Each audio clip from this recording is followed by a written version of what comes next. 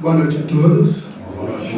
Que Jesus, nosso Mestre, nosso irmão maior, seja por todos nós.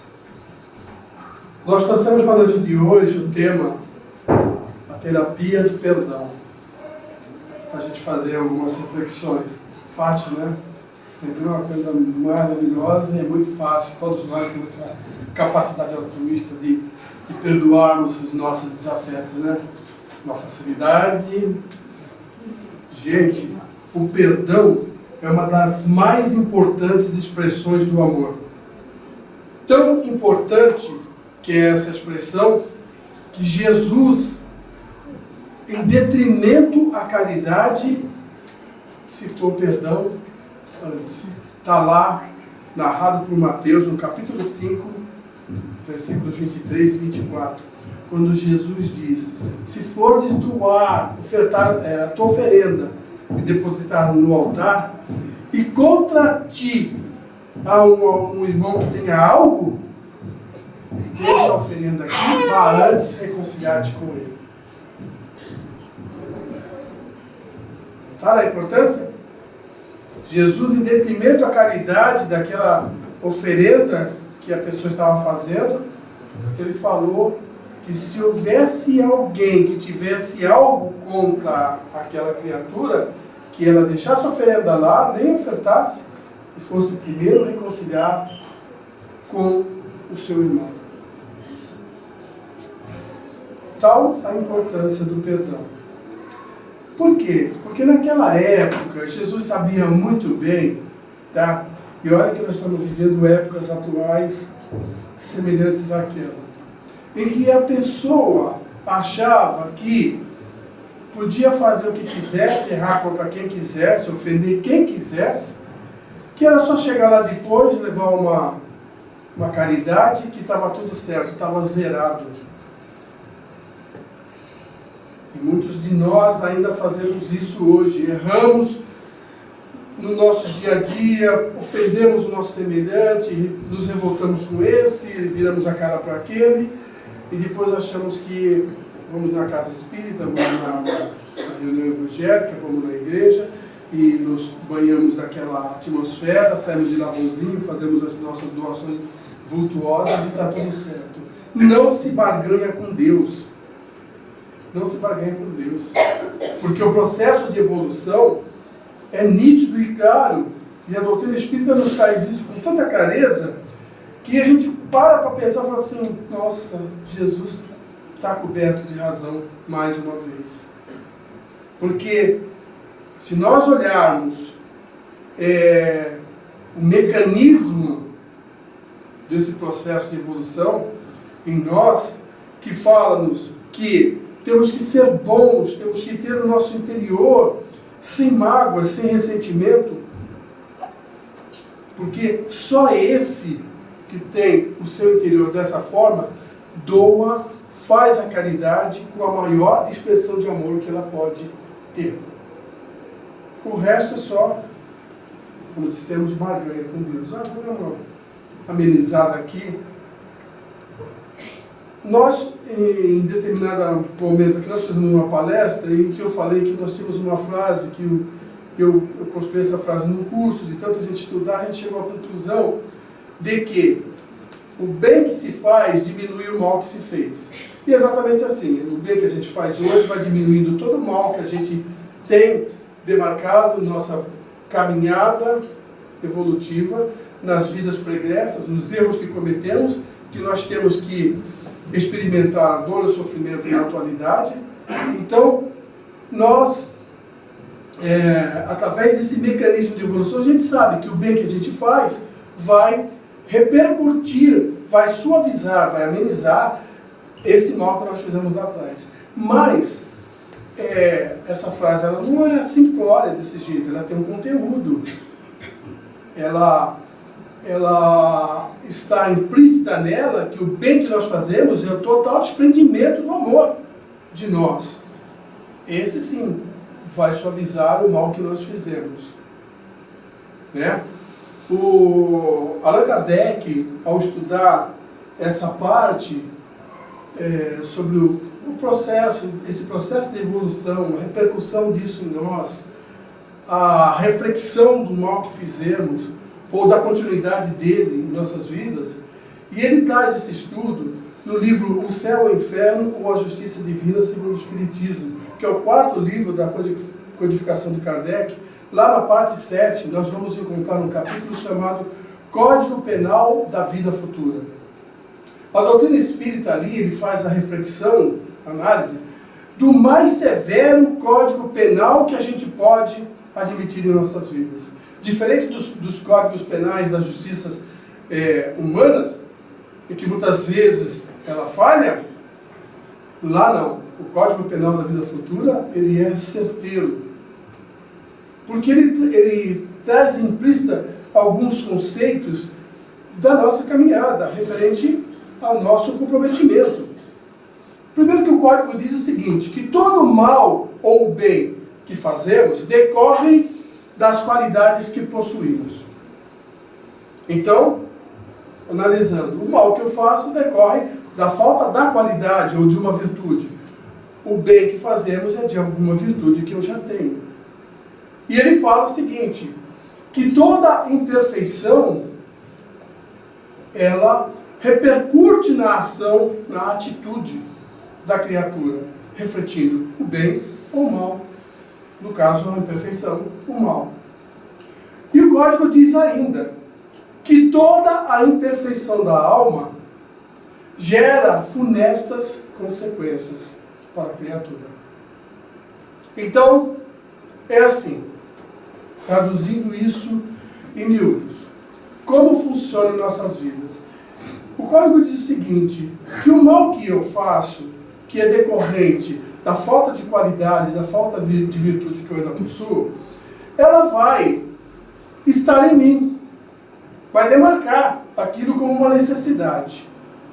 Ainda que, passado algumas horas, alguns dias, algum tempo, eu pense assim, caramba, eu ofendi o Lino. Puxa, eu preciso me acertar com ele. Preciso falar para ele isso. Isso é o arrependimento. Eu me arrependi do que eu fiz com ele. E acho e me vejo na necessidade de expor isso a ele. E aí tudo bem, eles falam, tá tudo bem, tá. A gente sabe que não tá. Porque no momento que aconteceu, eu ofendi, eu magoei profundamente. Então ele pode falar apenas para me agradar, mas não que isso seja resultado verdadeiro de harmonia entre os dois. Então, diz o Código o seguinte, não basta o arrependimento, é preciso que eu provoque a reparação do mal que eu fiz, do mal que eu causei. Se eu provoquei uma dor ou sofrimento, uma angústia nele, eu tenho que fazer algo por ele que proporcione uma alegria, um bem-estar à altura daquilo que eu fiz, que eu provoquei. Tá certo a conta? Não, não tá. Não tá. Porque eu fiz o quê? Eu ofendi e eu recompensei. Mas e o mal que eu fiz? Como eu vou aprender? É através da expiação. Eu vou sofrer tal qual eu fiz sofrer. É nesse ponto que a gente fala que o bem que se faz diminui o mal que se fez. Porque quando eu começo a compreender que a atitude de amor é me reconciliar, é me harmonizar com o meu semelhante, é estar bem com ele, e faço o possível para reparar o mal que eu causei, eu já estou me preparando ou me apropriando de uma virtude. E essa virtude vai fazer com que o sofrimento que eu causei a ele seja suavizado, seja atenuado. Já não vai ser com tanta intensidade, porque as energias ao meu redor, as energias que vão dimanar de mim, vão trazer o equilíbrio dos sentimentos em mim. Né? Então, esse Código Penal da Vida Futura, ele é uma obra-prima de Allan Kardec, que ele traz uma estrutura mostrando-nos a necessidade que temos de estarmos atentos às atitudes que temos com o nosso semelhante. E, como dissemos também numa palestra anterior, que nós, por pensarmos, por sermos os seres pensantes da criação, nós, através do nosso pensamento, que expressa aquilo que nossos desejos, nossas vontades, e vivemos com as pessoas, elas causam conflitos. E esses conflitos são exatamente os geradores das maiores angústias, dos maiores tormentos entre os seres. Isso é normal. Isso é normal. O que não é normal é não nos prepararmos para esse mecanismo. Como devemos nos preparar? Através de absorvermos a complacência, a tolerância com o nosso semelhante. Né? Então, vivemos numa sociedade em que muitas vezes a pessoa chega e faz alguma coisa, ou passa, ou bate no seu carro, ou te ofende, ou provoca algum um mal-estar que te alcança e que te atinge. Se uma pessoa me ofende, é normal eu me aborrecer com aquilo. Gente, é a coisa mais normal. A pessoa às vezes fala, eu sou espírita, eu tenho que me controlar. Não, não adianta. É normal. Se uma pessoa me ofende, me atinge e fala, imediatamente, me perdoa. Não posso. Ainda não. Por quê? Porque nós somos um psiquismo. Somos espírito, perispírito e corpo físico. Quando a pessoa nos atinge, tá, e aquilo bate no nosso espírito de maneira torpe e avessa, o que provoca? O espírito imediatamente faz com que diminemos do nosso cérebro, das nossas glândulas, uma injeção de adrenalina e de outras enzimas que dá aquele fervor no corpo, no nosso organismo. Isso é normal. Por isso a expressão comum, o sangue ferveu. É uma expressão muito comum, quando as pessoas se ofendem, falam, no momento o sangue ferveu. Qual a diferença da pessoa que está preparada? Ela espera que aquele sintoma passe, que aquele sintoma é normal. Então se a pessoa me perdoa, não posso. Você me dirigiu uma ofensa e meu organismo ainda não digeriu, trocadilho, não digeriu essa ofensa. Isso é absolutamente normal. Agora, o que não é normal é a revivência desse processo, desse mecanismo. Aí a pessoa chega, sai dali e fala, bom, eu vou me afastar para não brigar, para não... Atitude certa. Vai esperar o espírito tomar posse, buscar na caixa de reserva de conteúdo que ela tem, para alguma coisa fazer com que domine, porque nós temos que dominar a matéria e não ao contrário. E exatamente esse processo acontece em nós porque ainda vivemos sobre a predominância da natureza animal sobre a natureza espiritual. Isso está na questão 742 do Livro dos Espíritos. Nós vivemos ainda sobre essa influência. Então, saímos daquela situação e vamos nos permitir o equilíbrio. E aí sim, retomarmos a consciência daquilo, né? Mas tem pessoas que quando sai daquilo, na atitude certa, se afastou, mas chegou para a vizinha e falou assim, você viu o que o fulano me fez? E aí fala tudo, conta tudo, revive tudo. O que acontece? Novamente o espírito se sente aquela ofensa, nova injeção de adrenalina e de enzimas, novamente o organismo ferve e o espírito não se conforma. E aquilo gradativamente, quanto mais ela revive, mais vai sedimentando em si. O perdão, segundo a ética religiosa, segundo o conceito, até da doutrina espírita, é o esquecimento. É você não se permitir que isso aconteça. Essa revivência, é você assimilar dentro de si esse sentimento odioso. Isso segundo o ensinamento teológico, né, na doutrina, nas religiões. Mas segundo Jesus, e olha, que quando a gente fala em religião, a gente deve primeiro colocar o conceito de Jesus, mas não, a gente absorve só os pequenos conceitos, que é o que nos dá equilíbrio e nos favorece muitas vezes. Mas segundo Jesus, isso não é suficiente. Não basta você não lembrar ou esquecer a ofensa. É preciso que você não tenha a mínima intenção sequer de revidar aquilo. E aí isso já é uma atitude de amor. É preciso a gente ter algo, ter conteúdo para não sentir essa vontade. Porque por mais que a gente tente dissimular na nós mesmos, assim, eu esqueci, não, pode deixar, eu vou esquecer. Mas em algum momento a gente vai lembrar daquele e falar, nossa, me fez passar por isso. E olha quantas coisas que a gente pode colocar assim como teste em nossas vidas, para ver se a gente está à altura disso. Ocorreu uma situação na época de Jesus e na época de Jesus, aqueles homens do Sinédrio, os homens ditos da lei, eles viviam provocando Jesus para saber até que ponto Jesus caiu em contradição. Então Jesus ensinou esse tipo de perdão da ofensa, não assimilando, não lembrando, esquecendo totalmente e não querendo revidar. Não querendo revide. Muito bem.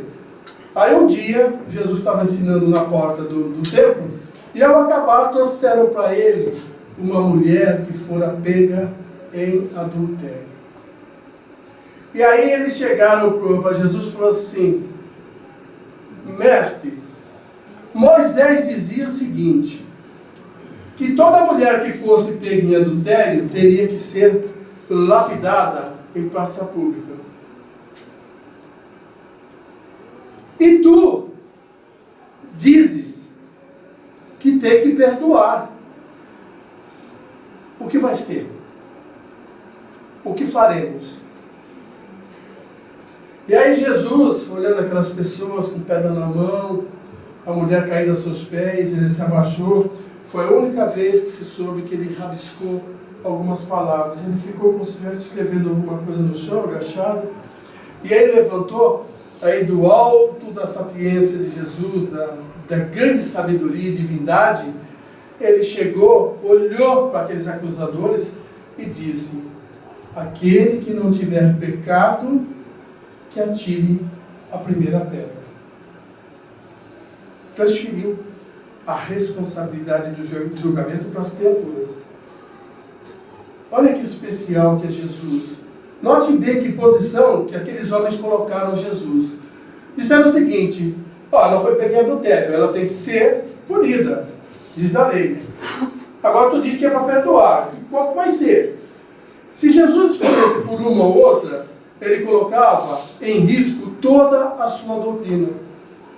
Porque ela caía em descrédito. Porque uma pessoa, um ser iluminado como Jesus, que promulgava o amor, não podia permitir que fosse punida a mulher. Mas se ele também perdoasse, ele ia colocar o quê? A condição de que pode errar à vontade e que está tudo certo. E não é esse não era esse o objetivo de Jesus. Ao transferir a responsabilidade para as pessoas se sentiram culpadas também. Porque analisaram os seus erros, falaram assim, escuta, eu estou julgando ela, e quem vai julgar os meus? E aí, pouco a pouco, foram lançando as pedras. Só que restou a mulher, que Jesus perguntou para ela, mulher, onde estão os que te acusaram? E ela olhou ao redor, viu que não tinha ninguém, mas percebeu que Jesus também não tinha perdoado o seu ato. Porque ela foi agradecer e Jesus falou para ela, vai e não erres mais, para que coisa pior não te aconteça. A continuidade disso, dessa cena que aconteceu na manhã ensolarada, à frente do templo, ao final do dia, na casa de Lázaro, segundo o Espírito Amélia Rodrigues, essa mulher foi procurar por Jesus, foi ter com ele, porque ela não sabia mais, aquele período que ela passara da manhã até o final da tarde, ela não saberia mais o que fazer, porque onde ela ia, ela era motivo de chacota, e ela não se sentia com forças para reagir. E Jesus simplesmente falou para ela o seguinte: quando a pessoa faz o bem, falou em outras palavras, mas eu vou já... Quando as pessoas fazem o bem, ninguém lembra. Agora, quando as pessoas fazem o mal, elas ficam marcadas. É preciso que elas cresçam sobre o próprio erro, para que elas possam buscar uma essência interior para sobressair e demonstrar que pode ser muito maior que isso. Em outras palavras, falou para ela: não basta que o mal apenas nos domine. É preciso que o amor se sobressaia. E de alguma maneira, e a gente precisa fazer isso. E mostrou a ela que ela teria que colocar o amor em ação para que as pessoas pudessem enxergar que ela era uma pessoa boa. Que apesar das justificativas que ela deu, e que não nos cabe agora também, ela poderia se sobressair. E o que ela fez? Ela mudou de cidade, abriu uma casa e foi cuidar das pessoas enfermas. O sentimento de amor a que Jesus se referia, como uma expressão maior, é exatamente esse em que olhamos para o nosso semelhante e conseguimos compreender com complacência, com indulgência, a capacidade ou a incapacidade das pessoas nas atitudes insanas. Porque se a gente for esperar que as pessoas sejam boas conosco, é muito fácil viver entre os bons. A pessoa que, beleza, todo mundo fosse bom, ninguém ofendesse ninguém, que maravilha que seria. Quem se habilitaria a progredir mais? Se já estaria bom, se já estaria à altura. Então é preciso que a gente busque intimamente reconhecer que nós precisamos estar sempre melhores e sempre à frente do nosso semelhante. Não importa a atitude que nos atinja. Quando o jovem foi procurar Jesus e perguntar a ele o que ele faria quando a pessoa lhe ferisse o rosto, e ele fala, oferece a outra face, ele não quis dizer, falou assim, entra na briga e vai lá e deixa que ele te bata na outra face. Não. Quem entendeu ao pé da letra, entendeu errado. Qual é a outra face que nós temos que oferecer para as criaturas? Mas é preciso que a gente cultive isso dentro de nós. Porque se a gente não tiver, não vai oferecer. Vai entrar no tapa mesmo e vai apanhar no outro lado. A outra face é exatamente a face sublime de tolerância, para que não encolerize mais aquela criatura aflita que vai nos ofender.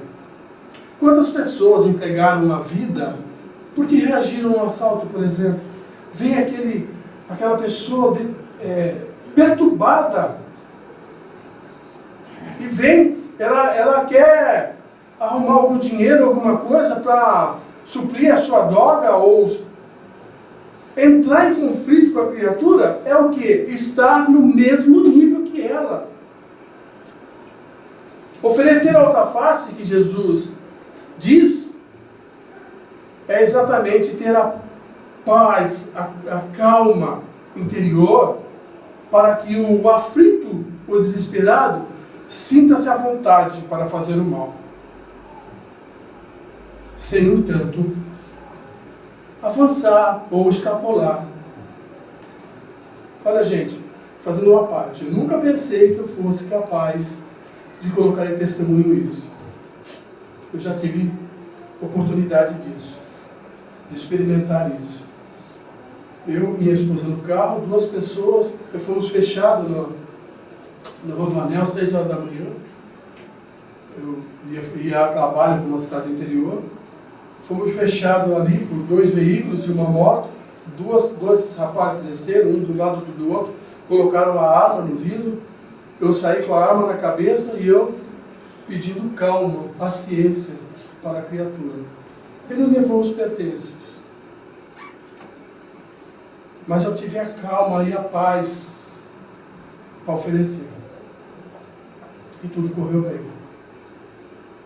Então, eu não quero servir de exemplo, mas vocês devem saber, ver nas notícias. E é duro, é triste quando a criatura é ofendida. E a grande ofensa, muitas vezes, não é a que o delinquente, o aflito, nos faz. A grande ofensa é o nosso orgulho. É o revide do nosso orgulho pelaquilo que nos fizeram. Porque aí vem aquele discurso, né? Me senti impotente. E para que eu quero me sentir potente? Com forças? Quer dizer que se eu tivesse uma arma, eu estaria potente. E o discurso não é esse. Nós, com os conflitos usuais da vida, com as criaturas que convivemos, e se nós tivermos a consciência de ficar detectando em nossa vida quem em nosso caminho que tentou nos prejudicar e quem nós tentamos prejudicar, fazendo uma reflexão interior, íntima, mas profunda, para a gente perceber isso, a gente vai ver que no frigir dos ovos nós temos muito mais que ser perdoados do que perdoar. Nós somos severos juízes. Falamos de um código penal que nos dá toda a estrutura de vida, mas nós somos severos juízes. Nós julgamos, nós condenamos, nós colocamos pena, imputamos pena nas criaturas pelos que elas fazem, pelo aquilo que a gente vê, pelo cenário que nos passa muitas vezes na televisão. Nós olhamos e falamos assim, já condena. Nossa, eu tenho observado isso demasiadamente. No âmbito familiar, né? Então nós precisamos nos preparar para isso. Nós precisamos compreender que nós somos espíritos em evolução, experimentando os mesmos conflitos. Se o meu semelhante erra ali, eu também sou suscetível de errar. Nós temos falado muito sobre o julgamento, o conceito que a gente faz sobre político, por exemplo, que é um cenário recheado de situações que a gente pode apontar o dedo e acusar, sem medo de errar. E julgar, e condenar. Mas hoje nós vamos fazer o fecho nisso de um fato conclusivo em relação a esse conceito que nós temos. Né? Porque não basta a gente, e a gente é de uma hipocrisia tremenda. Na oração matinal que Jesus ensinou, chega para Deus, perdoai as nossas ofensas. Assim como nós perdoamos que nós temos ofendido. Quer dizer, só para nós que a gente vai escutar, porque não é para escutar isso, porque em verdade não acontece isso. Então, quando nós nos sentimos ofendidos, ultrajados pelos políticos, principalmente, e nós criamos o nosso critério de julgamento, saibam vocês que uma criatura dessa, que pode ter deturpado a vida inteira, pode, num flash, num insight, mudar a sua vida e sair desta vida muito mais evoluído que qualquer um de nós, ou somados todos nós aqui na evolução. É impossível isso? Pois eu vou trazer um exemplo para vocês, Evangelho, pensado do próprio Evangelho. Existia um homem lá em Jericó, um homem que ele era cobrador, chefe do cobrador dos impostos, um publicano. Ele era o chefe. Se Levi já fazia a coleta dele lá pessoal, ele é que arrecadava tudo de todos os cobradores, ia para a casinha dele lá, essa partezinha aqui, não, isso é muito. O povo, o resto aqui é tudo. Ele era muito, muito milionário, dono de uma riqueza muito grande. Só que em dado momento da vida dele, ele estava lá, na época de Jesus, e ele ouviu falar de Jesus, o Nazareno, o homem que perdoava, o homem que ensinava o amor, que ensinava como se comportar diante do seu semelhante, fazer ao próximo o que gostaria que eles nos fizessem. E aquilo começou a repercutir na cabeça dele. E ele ficou pensativo naquilo. E ele teve um insight. Ele falou, ele soube que Jesus ia estar lá.